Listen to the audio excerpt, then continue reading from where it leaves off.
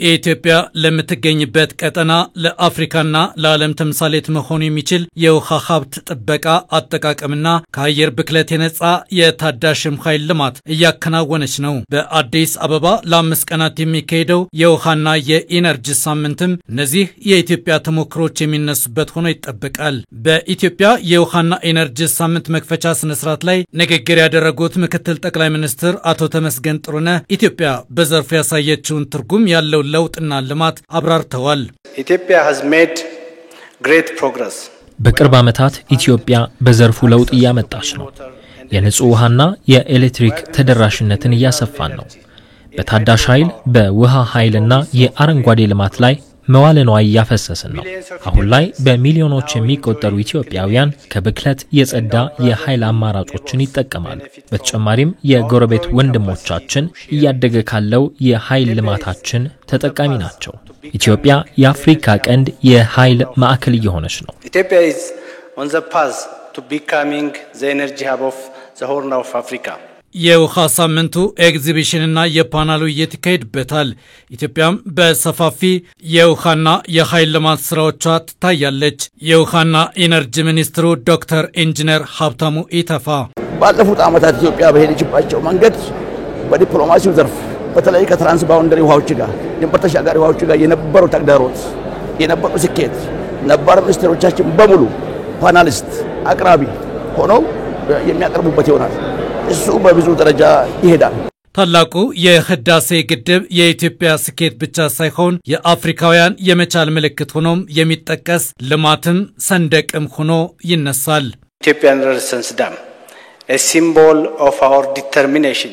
ታላቁ የኢትዮጵያ ህዳሴ ግድብ የጽናት የአንድነታችንና በአፍሪካ መጻኢ የጋራ ህልሞች ላይ ያለን እምነት የሚገለጽበት ነው። ታላቁ የኢትዮጵያ ህዳሴ ግድብ የኢትዮጵያ ብቻ ሳይሆን የአፍሪካም ግድብ ነው። ግድቡ ከአየር ብክለት የጸዳ ኃይልና አህጉራችን በአየር ንብረት ለውጥ እንዲሁም ከዘላቂ ልማት ጋር በተያያዘ የሚያጋጥሙ ችግሮቿን ለመፍታት ያስችላል።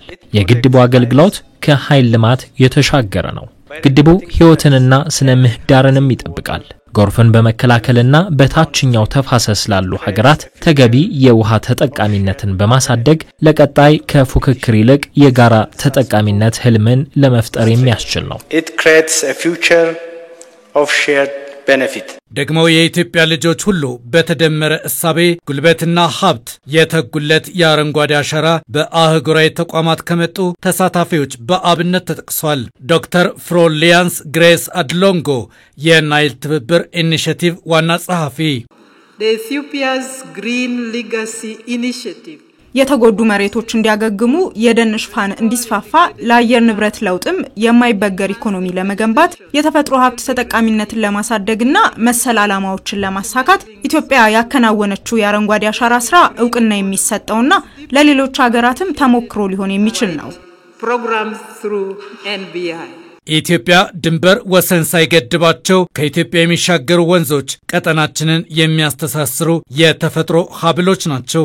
Ethiopia believes our rivers, the አባይ፣ ባሮ አኮቦ፣ ገናሌ ዳዋና ሌሎችም ወንዞቻችን የሚከፋፍሉን ድንበሮች ሳይሆኑ የሚያስተባብሩን ድልድዮች ናቸው ብላ ታምናለች ኢትዮጵያ። እኛ በፍትሃዊ ተጠቃሚነት በርዕት እና የአንዱ ብልጽግና ለሁሉም ብልጽግና ነው የሚል ጽኑ እምነት አለን። ለዚህም ነው ከሁሉም ጎረቤቶቻችን ጋር በትብብርና በመነጋገር መስራት አለብን በሚል ጽኑ እምነት ተፋሰስን መሰረት ባደረገ አጋርነት እየሰራን ያለነው። We strengthen basin level partnerships. የኢትዮጵያ ኢኮኖሚ እያደገ ነው። ኢትዮጵያ ከዓለም ሁሉ ጋር በባህር ጎዳና መገናኘት በራሷ ባህር በር መውጣት መግባት ትፈልጋለች። ምክትል ጠቅላይ ሚኒስትር ተመስገን ጥሩነህ የኢትዮጵያን አጀንዳና ፍላጎት አቅርበዋል። As our economy grows, ኢኮኖሚያችን እያደገ ከመሆኑ ጋር ተያይዞ የባህር በር ማግኘት ለነጋችን ዋስትና የሚሰጥ ነው። ይህ ልዩ ጥቅም ለማግኘት መፈለግ አይደለም፣ ነገር ግን አስፈላጊ ነገር ነው። የኢትዮጵያ የባህር በር ማግኘት ንግድን ያጠናክራል፣ ለውህደት መሰረት ይጥላል፣ ቀጠናዊ ትብብርንም ያሳድጋል። ኢትዮጵያ ሰላማዊ ዘላቂና የጋራ ተጠቃሚነትን የሚያሳድግ የባህር በር ለማግኘት በሚያስችል መልኩ ከጎረቤቶቿ ጋር በቅርበት እየሰራች ነው። ምክንያቱም እጣ ፈንታችን የተሳሰረ ነው። በጋራ እንለማለን ወይንም በተቃራኒው ይሆናል። We will rise together or not at all. ያንዳንዷ የውሃ ጠብታ ለዜጎች ጥቅም ለሀገርም ልማት የሚለው ጎልቶ ከተሰሙ መልእክቶች መካከል ነው። Every drop of water, every kilowatt of power. እያንዳንዷ የውሃ ጠብታ እያንዳንዱ የኃይል ኪሎዋት ህዝባችንንና ምድራችንን በተገቢ መንገድ መጥቀም አለበት። የኢትዮጵያ አጀንዳ ግልጽና ደማቅ ነው። ሁሉም አጋሮች፣ መንግስታት፣ አልሚዎች፣ ተመራማሪዎችና ወዳጆቻችን ከኛ ጋር እንዲራመዱ እንጋብዛለን። ለአየር ንብረት ለውጥ የማይበገር የውሃ ሀብት ዋስትናዋን ያረጋገጠችና የኃይል ዋስትናዋን ያረጋገጠች አፍሪካን እውን ማድረግ እንችላለን። And energy rich Africa.